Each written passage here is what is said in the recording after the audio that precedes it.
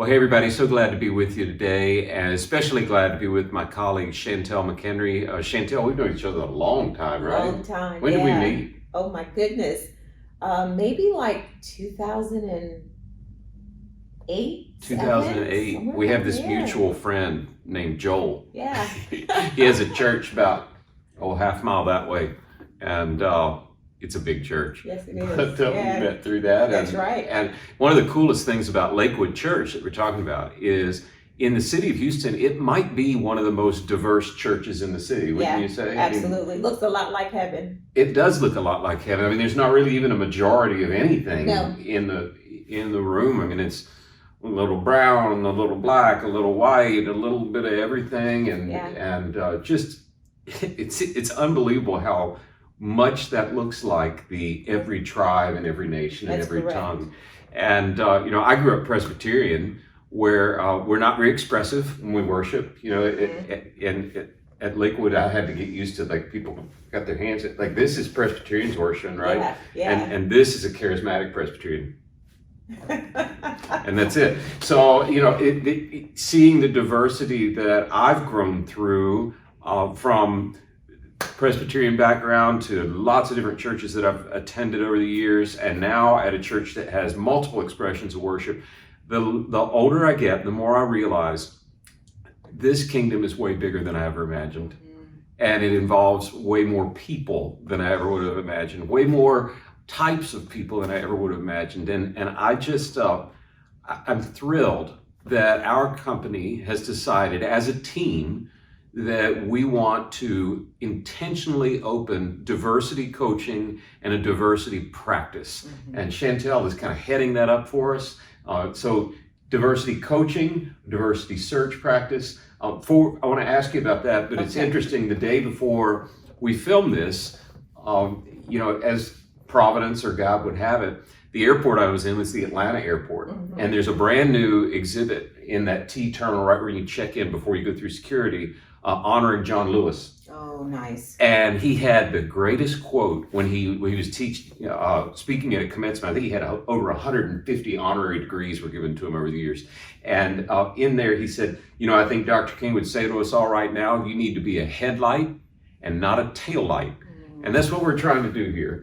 We're trying to be a headlight and not a tail light, not a reaction to where the news cycle is going, but just an effort to say, if God has entrusted us with this mission of helping churches identify their key staff, we better be fully equipped to not just find them the people that look just like them, but to be able to expand things where we can hope that a little bit more of heaven will be reflected in the churches here on earth. So Chantel, with that intro, tell us a little bit about what is diversity coaching and why have that? Why not just do a diversity search right out of the gate? Yeah.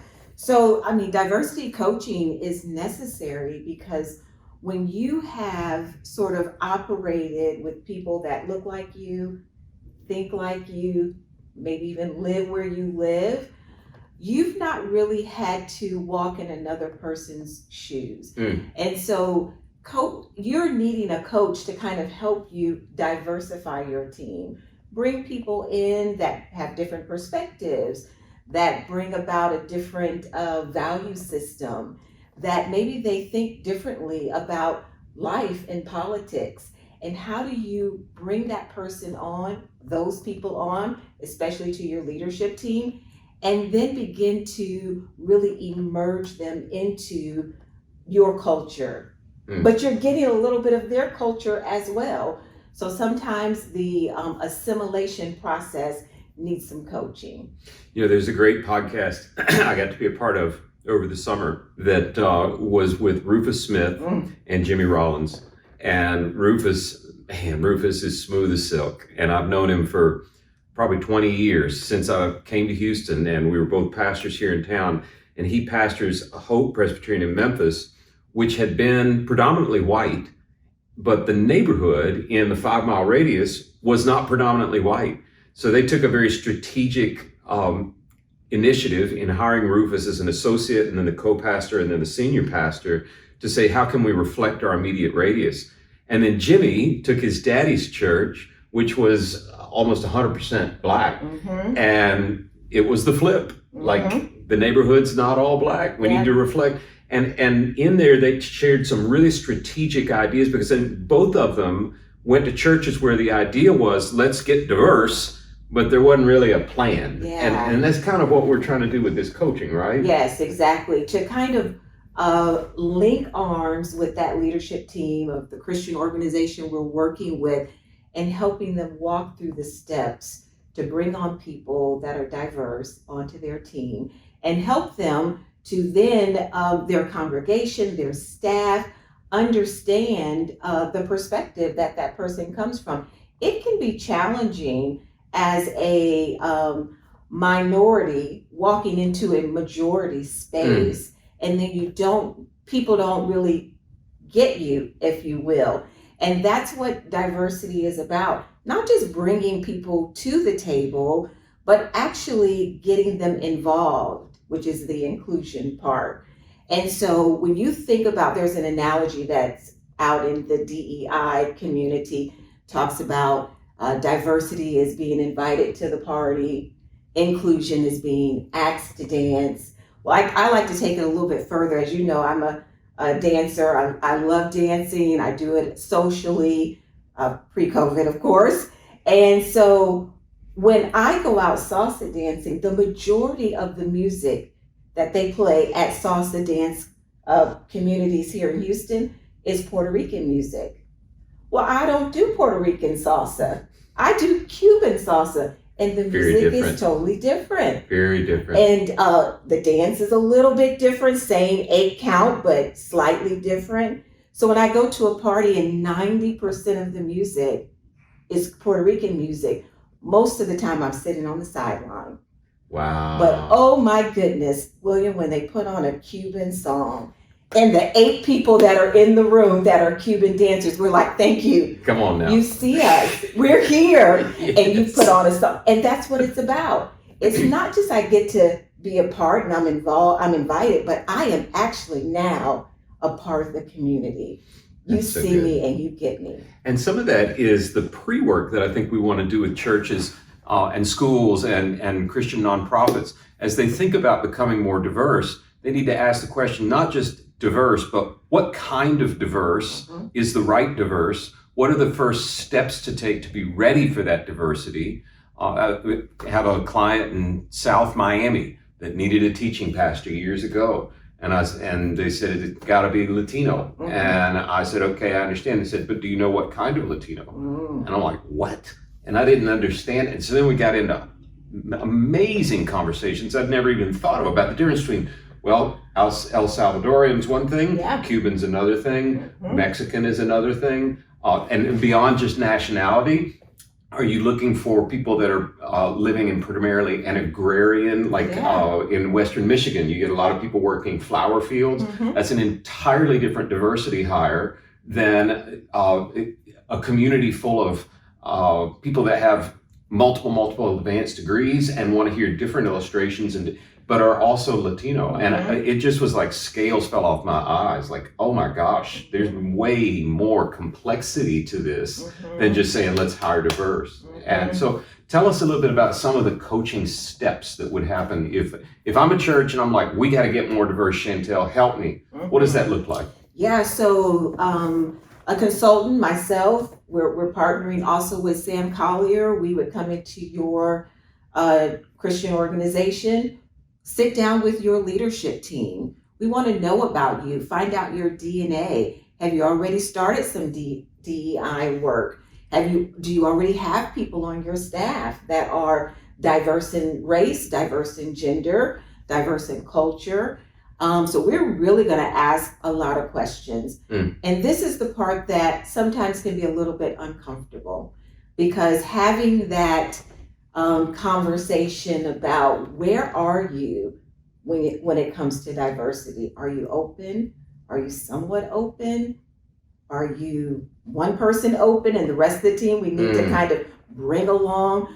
All of that will happen when we're sitting at the table. We want to talk to your staff. We have a survey that we'll give them that will be anonymous.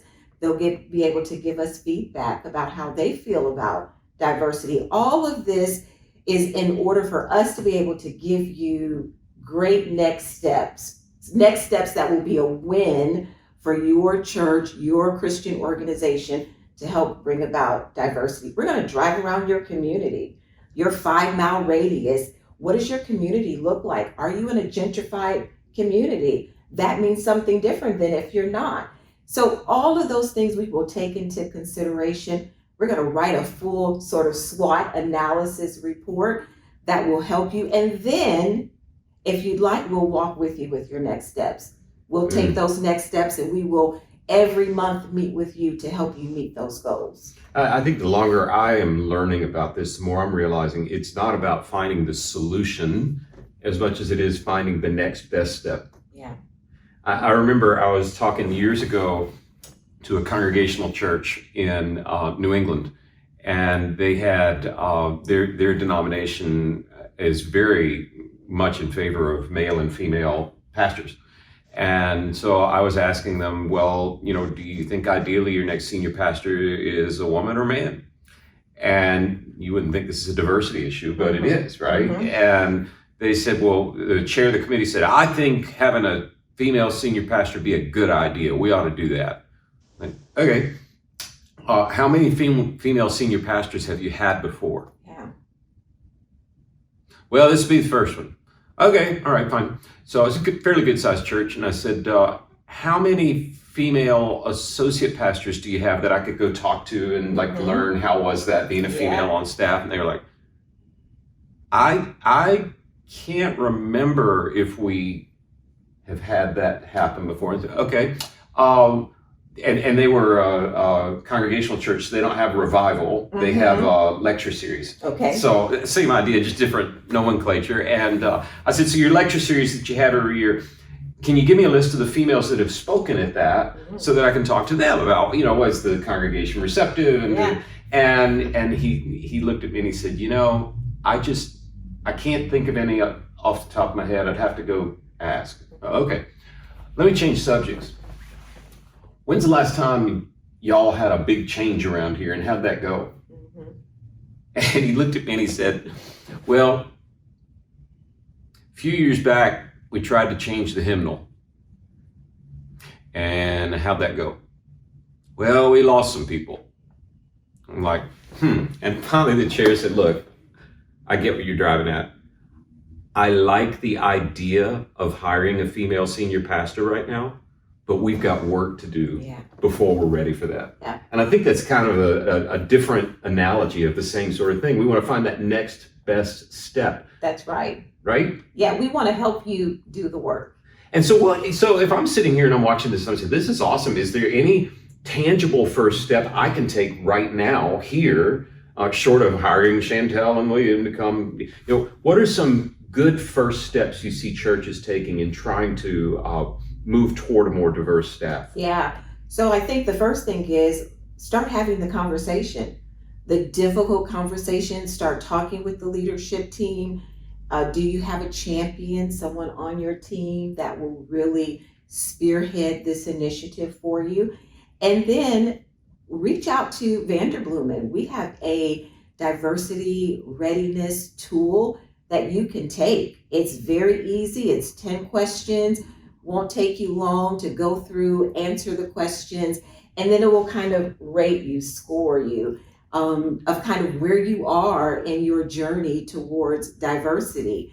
And that will let you know where we can help you. Then we can jump in and begin the process with you, the journey toward diversifying. But wait, there's more. How much does that diversity tool cost, Chantel? Zero. Absolutely nothing. Church It's people free. love things that $0. That's right. So, a good first I do step, too. right?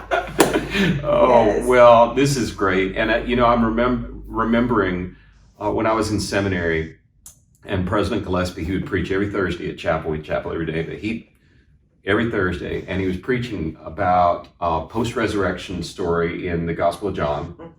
And if you remember, Peter was fishing. He sees Jesus on the shore.